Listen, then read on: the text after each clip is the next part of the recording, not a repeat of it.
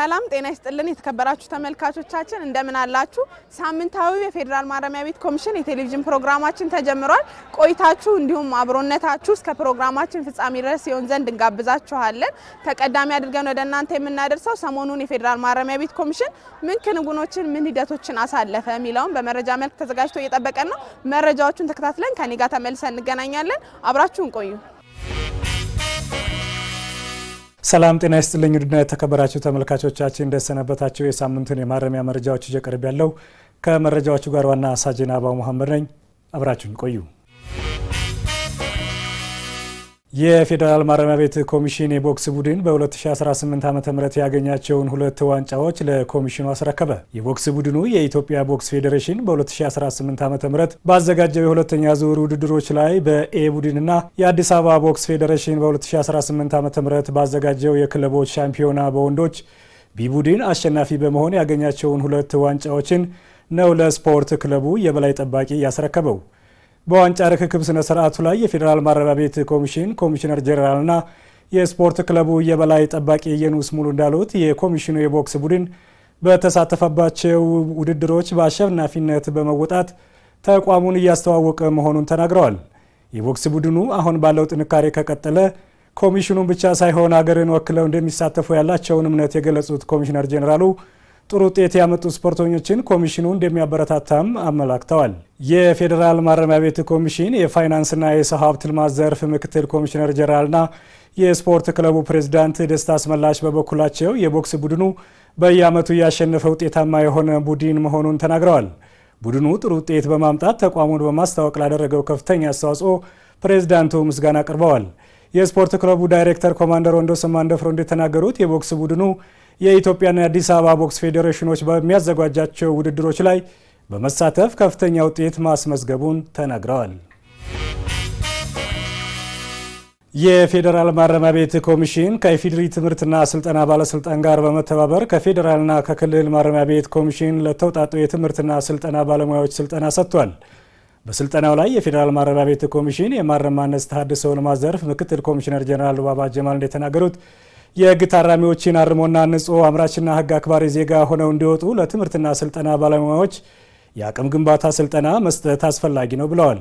የኢፌዴሪ ትምህርትና ስልጠና ባለስልጣን የቴክኒክና ሙያ ፈቃድ አሰጣጥ ዴስክ ኃላፊ አቶ ብርሃን መስቀለ መላክ በበኩላቸው ስልጠናው ኮሚሽኑ የትምህርትና ስልጠና ፈቃድ ለማግኘት መሟላት ያለባቸው ዶክመንቶች ዙሪያ ግንዛቤ ለመፍጠር የሚያስችል መሆኑን ተናግረዋል። ከስልጠናው ጎን ለጎን የሐራ ደንበል ቴክኒክና ሙያ ትምህርትና ስልጠና ኮሌጅን በመጎብኘት የልምድ ልውውጥም ተደርጓል። በተመሳሳይ ዜና ለፌዴራልና ለክልል ማረሚያ ቤት ኮሚሽን የማረምና ማነጽ አመራርና ባለሙያዎች የስሜት ብልህነት የታራሚዎች እርምት ከዓለም አቀፍ ህጎች አንጻርና ታራሚዎችን መቀላቀል ላይ ትኩረቱን ያደረገ ስልጠና ተሰጥቷል። በስልጠናው ላይ የተገኙት በፌደራል ማረሚያ ቤት ኮሚሽን የማረምና ማነጽ መሪ ስራ አስፈጻሚ ወይዘሮ አሸረቃ ሀጂ ሳኖ እንዳሉት ከፌደራልና ከክልል ለተውጣጡ 140 የማረምና ማነጽ አመራርና ባለሙያዎች ስልጠናው መዘጋጀቱን ተናግረዋል። የስሜት ብልህነት የታራሚዎች የመልካም ስብዕና መገንቢያ መንገዶች የታራሚዎች እርምት ከሀገራዊና ከዓለም አቀፍ ህጎች አንጻርና ታራሚዎችን ለመልሶ መቀላቀል ማዘጋጀት የስልጠናው የትኩረት አቅጣጫዎች መሆኑን ወይዘሮ አሸረቃ ሀጂ ሳኖ አንስተዋል። በአዲስ አበባ ዩኒቨርሲቲ የሳይኮሎጂ መምህር ዶክተር እንዳልካቸው ተሰራ በበኩላቸው የህግ ታራሚዎች ወደ ማረሚያ ቤት ሲገቡ ከቅበላ ጀምሮ መልካም አመለካከትና ስብዕና እንዲኖራቸው የማረም ማነጽ ባለሙያዎች ምቹ ሁኔታ መፍጠር ይጠበቅባቸዋል ብለዋል። ተመልካቾቻችን የሳምንቱ የማረሚያ መረጃዎች እስካሁን የተከታተላችሁትን ይመስል ነበር። ሌሎች መሰናዶዎች ይቀጥላሉ። መልካም ጊዜ። የተከበራችሁ ተመልካቾቻችን ከመረጃዎቻችን ተመልሰናል። አሁን የምናልፈው ወደ ቀዳሚ ፕሮግራማችን ነው የሚሆነው። የፌደራል ማረሚያ ቤት ኮሚሽን የስፖርት ቡድን እንዲሁም ደግሞ ሙዚቃና ቲያትር ቡድን በጋራ በመሆን 40ኛ ዓመታቸውን እያከበሩ ይገኛሉ። እንዲሁም ደግሞ የስፖርት ክፍሉ ሰርቶ ያስመረቀውን የጂምናዚየምንም ጉብኝት ተደርጓል። በዚሁ ዙሪያም እንግዲህ የተለያየ ጨዋታዎችንም አካሂደዋል። በዚሁ ዙሪያ የተዘጋጀውን ፕሮግራም ወደ እናንተ እናደርሳለን። ተከታተሉን ዘንድ ጋበዝናችሁ።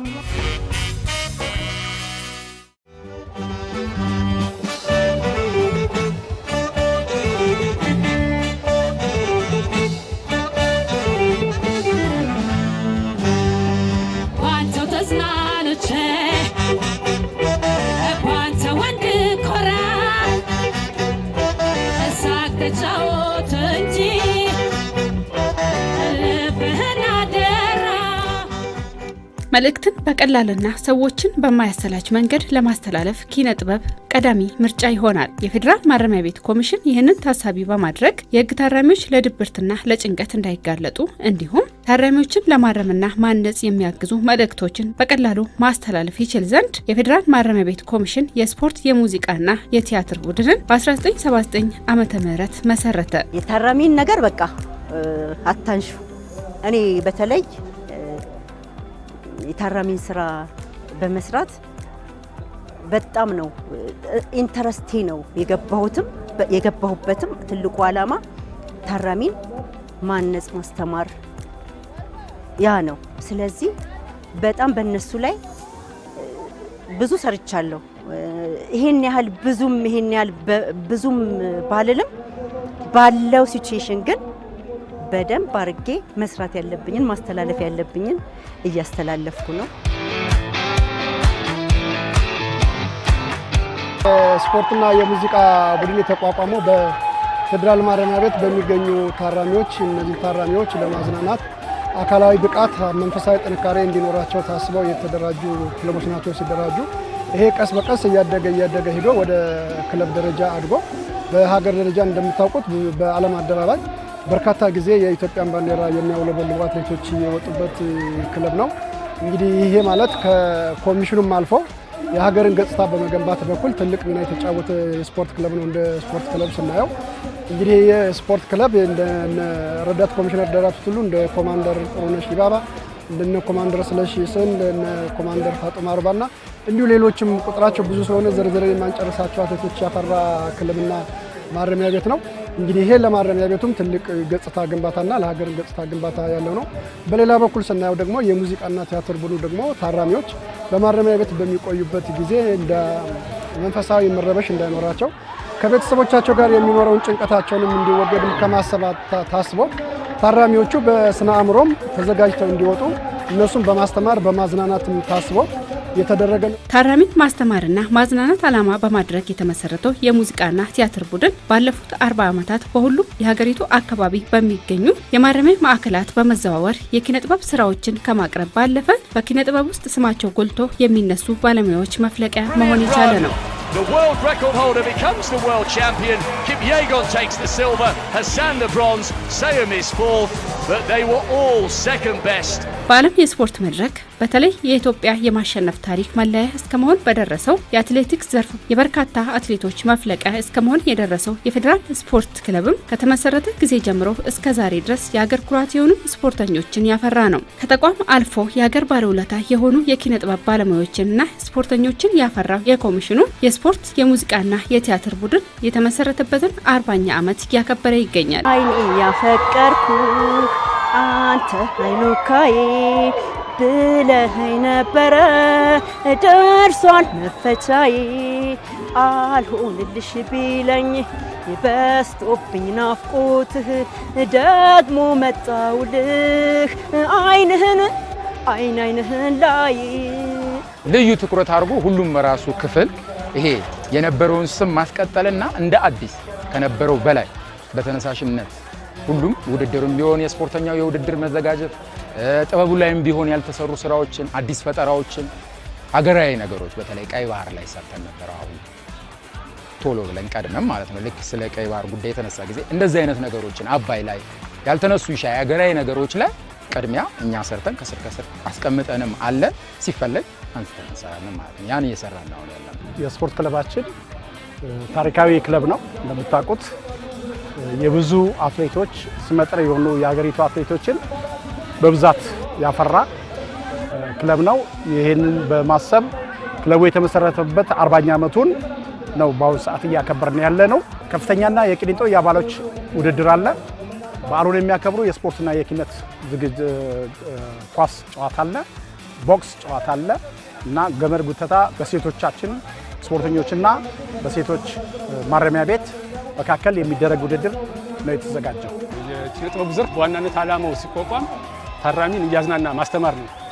ነገር ግን ከዚህ አልፎ ሀገራዊ የሆነ ጥሪ ሲቀርብለት መከላከያ ሰራዊት በተለያየ ጊዜ ጥሪ ሲቀርብለት ግንባር ድረስ እየሄደ የሚያዝናና የሚያስተምር የኪነ ጥበብ ስብስብ ነው። ይህ የኪነ ጥበብ ስብስብ ዘመናዊና ባህላዊ ባንድ አለው። በቲያትሩ ዘርፍ በተመሳሳይ መልኩ እነ በፍቃዱ ከበደን የሚመሳሰሉ አንጋፋ አርቲስቶችን ያፈራ ነው። ስለዚህ ዛሬ ይሄ ፕሮግራም መዘጋጀቱ አንደኛ ነገር አሁን ላይ በስራ ላይ ያሉ ወጣት ከያንያን ወጣት የኪነ ጥበብ ባለሙያዎች የበለጠ እንዲነሳሱ ያደርጋቸዋል። ሁለተኛ ደግሞ ህዝብ ውስጥ መነሳሳት ይፈጥራል። ህዝብ ውስጥ ያሉ ይሄ አይነት ፍላጎት ያላቸው የኪነ ጥበብ ባለሙያዎች ወደ ማረሚያ ቤት እንዲመጡና እንዲሳቡ ማረሚያ ቤት ላይ ገብተው ይህን አይነት አገልግሎት መስጠት እንዲችሉ ራሳቸውንም በዚህ አጋጣሚ ወደ ህዝብ ማድረስ እንዲችሉ የሚያስችል ነው። ይህን በዓል ስናከብር እንግዲህ ማረሚያ ቤቱ አንደኛ ምንድነው ያለው ምንድነው የሰራው በዚህ 40 ዓመት የሚለው በክለቦቹ ለማስተዋወቅ ነው።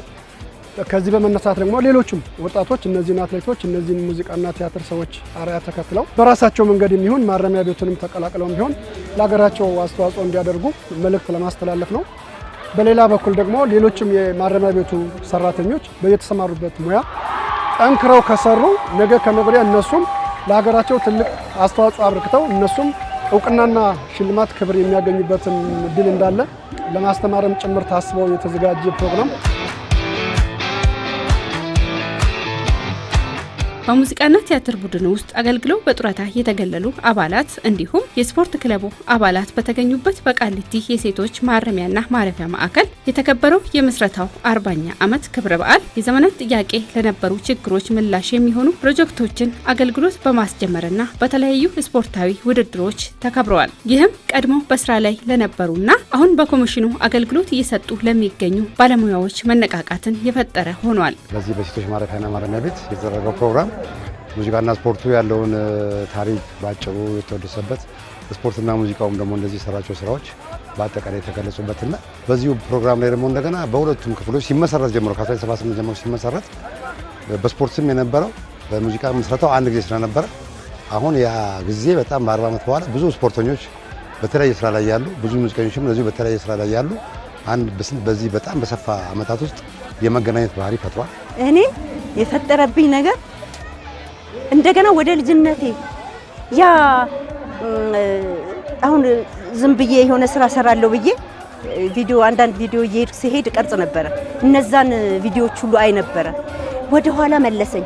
ያኔ በየክፍለ ሀገሩ የምንሄደው ያ ሰርቪስ ውስጥ የምንሳሳቀው በቃ ለስራ ያለን መጠዳደፍ በየሀገሩ ሄደሽ በሰላም ሄደሽ ተቀብለውሽ አዳራሽ እየለፈፍሽ እያስተዋወቅሽ የምትሰሪበት ከገበያ ውስጥ ገብተሽ የምትገበይበት እኔ ምን ብዬ ልንገርሽ። በቃ አሁንም እዚህ መጥቼ ደግሞ ገና ስጠራም እምልሽ በቃ ጓደኞቼ ለማየት ያሳለፍኩት ነገር ወደ ኋላ እንደገና ወደ ልጅነቴ ሲመልሰኝ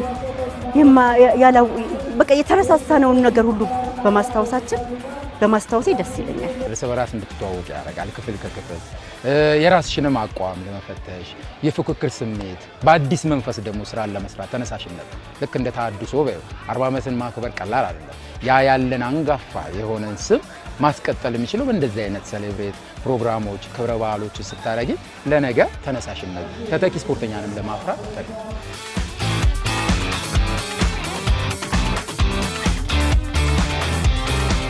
እጅግ በጣም ወሳኙ የማዘውተሪያ ቦታ ጂምናዚየም፣ መመገቢያ ወይም መዝናኛ ክበብ እነኚህ በጣም አስፈላጊ ናቸው፣ የተያያዙ ናቸው።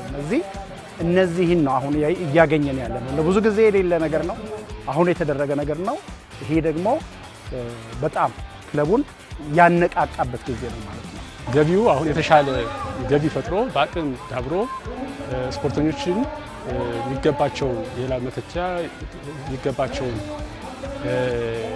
የምግብ አገልግሎት መስጠት የሚችል ክበብ ወደ ስራ ገብቷል በዛሬው ቀን።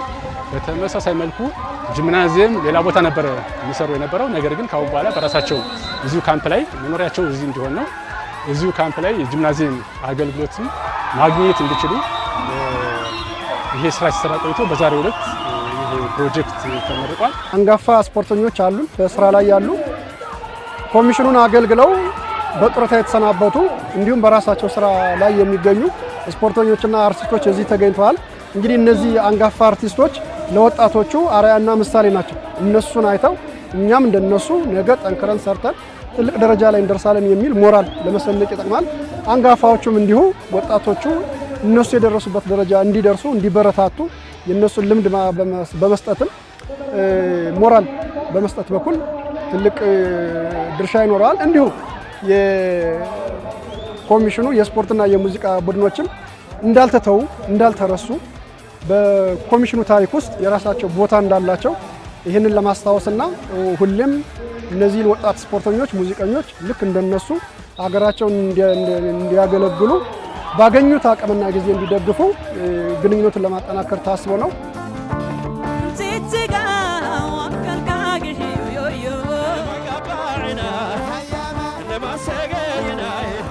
በሁሉም ዘርፍ የከፍተኛ አመራሩን ትኩረት በመስጠት በሁሉም ዘርፍ ከፍተኛ እንቅስቃሴ እየተደረገ ነው። በቅርብ ጊዜ ወደ ነበርንበት የምንመለስበት ሁኔታ ነው።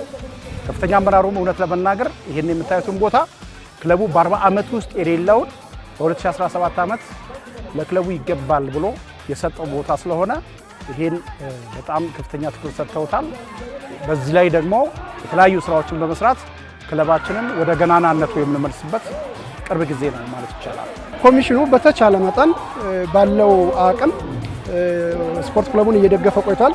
አሁንም ይሄ የምታዩት ኳስ ሜዳ እዚህ ቅድም ያያችሁት የጂምናዚየም እዚህ ያሉት ክበቡ ተጠናክሮ በዓለም አደባባይ እየቀነሰ የመጣውን የአትሌቲክስ ውጤታችን እንደገና መልሰን ለማምጣት በክለባቸው የታቀፉ ስፖርተኞችም እንዲሁም በሌሎችም ክለቦች የታቀፉ ስፖርተኞች ተነቃቅተውና ተነሳስተው ወደ ነበርንበት የአረንጓዴ ጎርፍ ታሪካችን ተመልሰን ሀገራችን በአትሌቲክሱ ደረጃ ከፍ ያለ ደረጃ የምናስጠራበት ደረጃ እንዲመጣ ይህንንም ለማስታወስም ለማነቃቃትም ታስበው ነው። ለወደፊቱም ኮሚሽኑ በቻለው አቅም ስፖርት ክፍሉን በመደገፍ ወደ ነበርንበት የአትሌቲክስ የገናና ታሪክ ለመመለስ ጥረት የምናደርግ ይሆናል።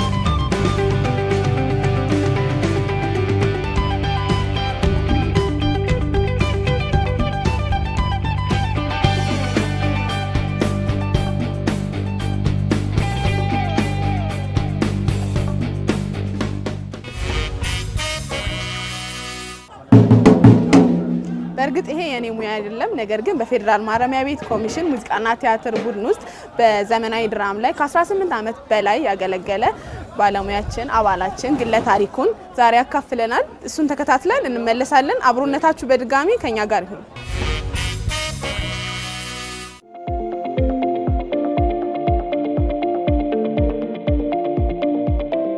ከበሮ መምታት ከልቡ የሚወደው ሙያ ነው። በሚወደውና የልጅነት ህልሙ በነበረው ሙያ ዘርፍ ለመስራት ብዙ ዋጋ ከፍሏል። በመጨረሻም የፌዴራል ማረሚያ ቤት ኮሚሽን በሙያው ከመስራት ባለፈ አዳዲስ የፈጠራ ስራዎችንም እንዲሰራ እንዳገዘው ይናገራል። የፌዴራል ማረሚያ ቤት ኮሚሽን የሙዚቃና ቲያትር ቡድን ውስጥ 18 ዓመታትን ድራም በመጫወት እያገለገለ ይገኛል።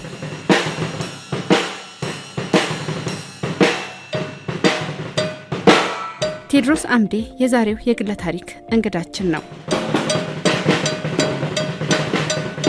ቴዎድሮስ አምዴ ይባላለሁ። ድራም ወይም በእኛ ከበሮ ነው የሚጫወተው። ረዥም ጊዜ ተጫውቻለሁ። ነቀምት ነው ተወልጄ ያደግኩት፣ ወለጋ ጊዳ ኪረሙ የሚባል አካባቢ ነው የተወለድኩት ወረዳ። ያደግኩት ነቀምት ነው። ወደዚህ ሙያ የገባሁት እዛ ያው እንደነገርኩሽ ትምህርት ቤት ውስጥ ሰኔ 30 ላይ ጫወት ነበረ። ከዛ በኋላ ግን ያው ለውጡ ሲመጣ ሙዚቃ እዛ እንንቀሳቀስ ነበር እና ግሩፑ ወደ ቅጥር ውስጥ እንዲገባ አማራጮች ሰጡን። እዛ ውስጥ ጆይን አደረግኩኝ። ከዛ በኋላ እዛ ገብቼ ዋናው ድራም ተገዝቶ እሱን እየተጫወትኩ ያለው በመሃል ወደዚህ ስልጠና መጣ ማለት ነው። ስልጠና ሲመጣ እዚህ አዲስ አበባ ጎፋ ገባን። እዛ ከገባን በኋላ ለ9 ወር ትምህርት ወሰድን። የኖታም የሙዚቃ ሂስትሪ በቃ ሙዚቃን በተመለከተ። ከዛ በኋላ ያው ትምህርት ጨርሼ እንደወጣው ወደ ቪክቶሮሚያ የሚባል ባንድ ነበር። እዛ የተወሰነ ጊዜ ቆየው። ከዛ በኋላ ደግሞ ራባዶሪ ባንድ የሚባል ነበር። የነ ሰለሞን ደነቀ ባንድ ነፍሱ ይማረውና እዛ ከጨረስ እዛ እነሱ ወሰዱኝ። ነገቢ ኤዶ ጁዜፔ የሚባሉ ነበሩ። እነሱ ወሰዱኝና እነሱ ጋር ቆየው። እንደዛ እያለ በቃ የተለያየ ቦታ እየተጫወትኩ እዚህ ደረስኩ ማለት ነው።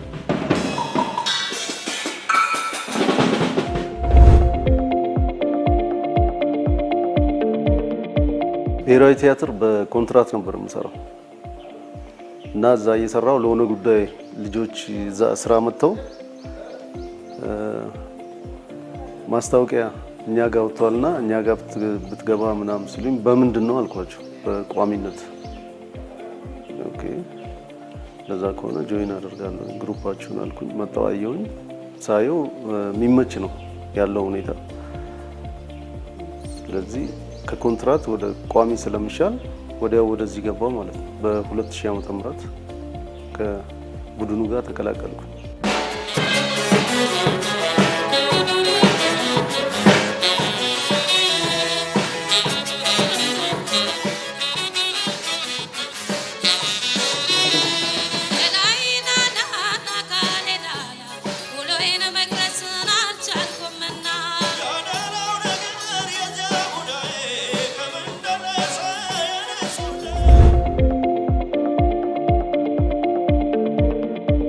በፊት በነበረው ያው ሙዚቀኛ መሆን ከፈለግሽ የግድ ወደ መንግስት እንትን ውስጥ መግባት አለብሽ። ለምን በግል አትችም፣ በግልሽ መሳሪያ መግዛትም አትችም፣ አቅሙም የለም እንትኑም የለም። ስለዚህ ወደ መንግስት ተቀላቅለሽ ነው እንትን ማለት ያለብሽ። ስለዚህ ነገሮች ይከፈቱልሻል እቃውን ስታገኙ። ገብቶሻል? ምን ብዬ ልንገርሽ፣ በቃ እንደፈለግሽ እዚህ ሆነሽ አሁን ድንበር የለውም። ዓለም ፍላት ሆናለች። ገብቶሻል? እዚህ ሆነሽ የትም ማስተዋወቅ ራስሽን ትችያለሽ እና በጣም ብዙ ነገሮችን እንድማርም ያለውበትንም እንዲያሳዩኝ ነው ያደረገው ማለት ነው ቦታው። ስለዚህ ጠቅሞኛል። ብዙ ነገሮችን በሙያዬ ተጠቅሜያለሁ።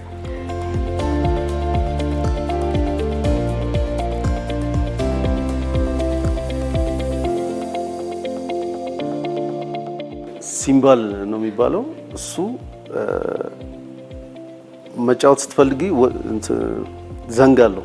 ያንን ዘንግ ይዘሽ ሄደሽ ነው ፈተሽ እሱ ላይ እንትን የምትይው። ስለዚህ ይሄ ነገር መቅረት አለበት የሚል ሀሳብ በጭንቅላቴ መጣ። ስለሱ ዝም ብዬ ሳስብ የመጣልኝ ስታንዷን በመጠኑ በትንሹ አድርጌ ጭንቅላቴ ላይ አድርጌ መጫወት እንደምችል ሀሳቡ መጣልኝ። ብዙ ጊዜ ደጋግሜ ሞከርኩኝ የተለያዩ ነገሮችን።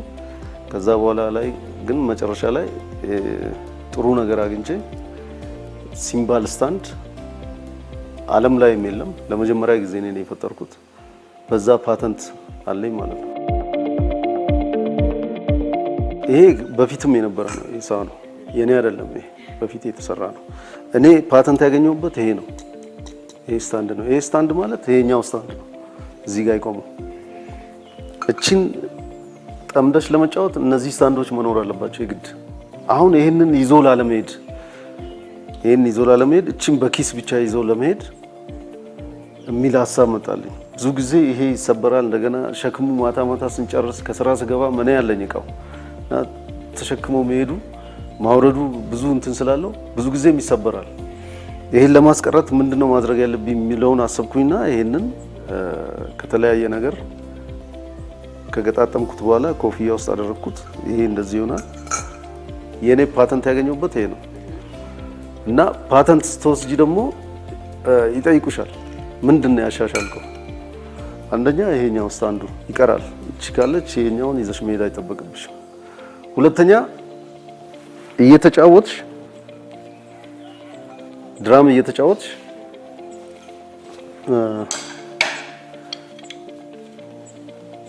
እንትኑ አለ አይደል ክራሹ ወይ ሲምባሉ ሮል ካደረግሽ በኋላ እንደዚህ አድርገሽ ወደዚህ ስትመጪ ታይም አለ። በታይም ውስጥ ነው የሚሄደው። ቅድም እንደነገርኩሽ በዚህ ውስጥ የሚሄድ ከሆነ በዚህ ውስጥ ነው የሚሄደው። ስለዚህ ከዚህ ወደ እንትን ማለት የለብሽም። እዚህ ደርሶ እዚህ እስኪመጣ አንዳንዱ ያመልጠዋል ታይሙ። ስለዚህ ተጫውተሽ ስታደርጊ ቅርብ ነው። ሮል ሰርተሽ ወዲያው መመለስ ቅርብ ነው። ጥቅሙ ይሄ ነው አንደኛ። ሁለተኛው ጥቅም ደግሞ ስታንዱ ይቀራል።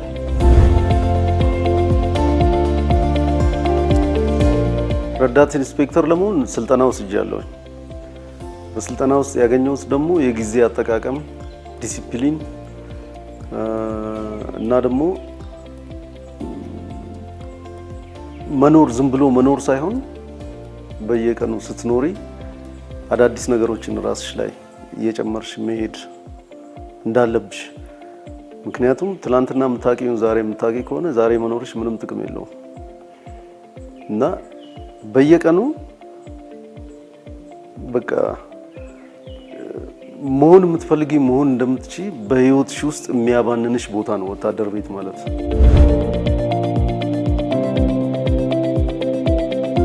ብዙውን የምናቀርበው ለታራሚዎች ነው እና ታራሚዎች ዲፕሬሽን ውስጥ ወይ ሌላ ነገር ውስጥ እንዳይገቡ የግድ መዝናናት ራሳቸውን ፈታ ማድረግ ስላለባቸው ይሄድን እነሱን ማዝናናት ነው ዋናው ስራ። በተጨማሪ ግን የመንግስት መስሪያ ቤቶች በተለያየ ጊዜ ይጠሩናል። እዛ ይሄድን እናዝናናለን።